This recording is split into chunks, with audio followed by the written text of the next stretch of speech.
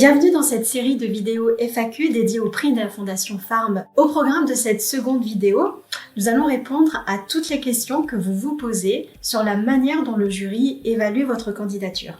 Mais comme toujours, pensez à suivre la Fondation Farm sur les réseaux sociaux et à vous abonner à notre newsletter pour ne pas manquer la parution des prochaines vidéos.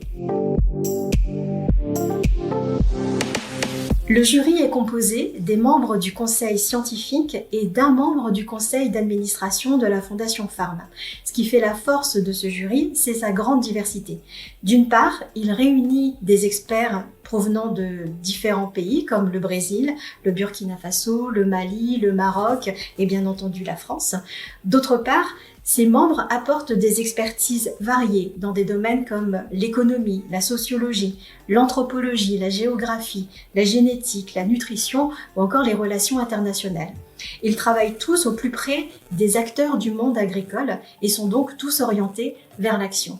Cette pluridisciplinarité couplée à une ouverture internationale permet d'intégrer des perspectives variées et ainsi d'évaluer vos candidatures de manière approfondie et pertinente tout en prenant en compte les multiples dimensions des enjeux agricoles et alimentaires actuels des pays du Sud. Le jury examine les candidatures sous 3 angles. Premièrement, l'alignement de vos travaux avec les thématiques d'action prioritaires de la Fondation Farm. Ces thématiques recouvrent la résilience au changement climatique, les conditions de production et d'approvisionnement des marchés, le financement et la gouvernance des systèmes alimentaires. Deuxièmement, le jury évalue votre capacité à agir et à influencer le débat, notamment à travers vos collaborations et l'implication de décideurs publics et privés dans vos travaux. Enfin, le jury sera particulièrement attentif à la qualité de votre recherche et votre rigueur scientifique, notamment la pertinence de la méthodologie, la cohérence entre vos résultats et vos conclusions, la validation par vos pairs, etc.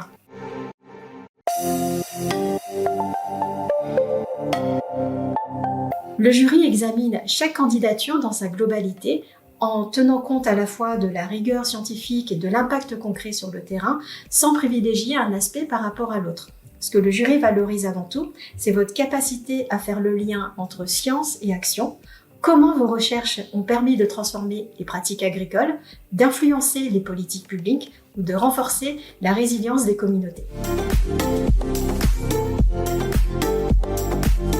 Le jury cherche à mettre en lumière des chercheurs qui soient avant tout des acteurs du changement.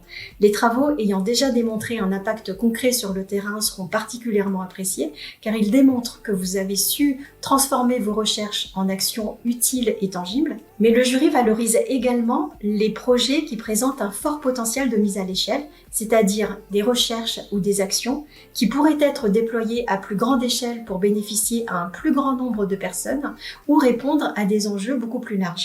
En résumé, si vous êtes en mesure de combiner des résultats déjà obtenus, de démontrer un impact sociétal et une vision d'application plus large, votre candidature sera sans nul doute séduire notre jury. Les collaborations internationales ou interdisciplinaires peuvent être un atout, mais ce n'est pas ce qui est prioritairement recherché. Le plus important, c'est de démontrer comment votre recherche transcende les frontières de la science pour que vos travaux aient une application concrète et influencent directement les pratiques et les décisions.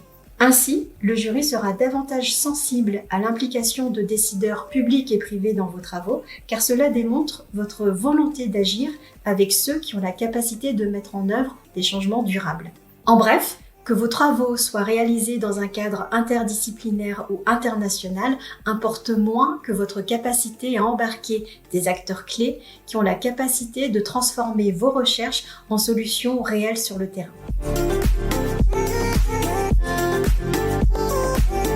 Chaque candidat est évalué par au moins 3 membres différents du jury, en veillant lors de l'affectation des candidats à ce qu'il n'y ait aucun lien personnel ou professionnel qui subsiste entre l'évaluateur et le candidat. C'est cette diversité des regards qui assure l'équité et la pertinence de notre sélection. Non, le process d'évaluation repose uniquement sur le dossier de candidature et les pièces justificatives soumis en ligne. C'est pourquoi il est très important de préparer un dossier complet, clair et structuré qui met en avant votre parcours, vos contributions personnelles et l'impact de vos travaux. Nous avons préparé une vidéo dédiée qui sera mise en ligne prochainement, dans laquelle nous vous partagerons des conseils pratiques pour renforcer votre candidature, mettre en exergue les points forts de votre dossier et présenter vos travaux de manière à répondre aux attentes du jury. Pensez à suivre la Fondation Farm sur les réseaux sociaux pour ne pas manquer sa parution. Le règlement précise en effet que les candidatures doivent être soumises en anglais ou en français. Cela signifie que votre CV, votre document de synthèse et les lettres de recommandation doivent impérativement être rédigés dans l'une de ces deux langues pour que le jury puisse les évaluer correctement. Pour les publications, nous comprenons qu'elles puissent avoir été publiées dans d'autres langues. Dans ce cas, il n'est pas nécessaire de les faire traduire intégralement, ce qui serait effectivement trop contraignant. Nous vous recommandons plutôt de joindre un résumé en français ou en anglais présentant les points clés de la publication, à savoir la problématique, la méthodologie, les principaux résultats et les impacts.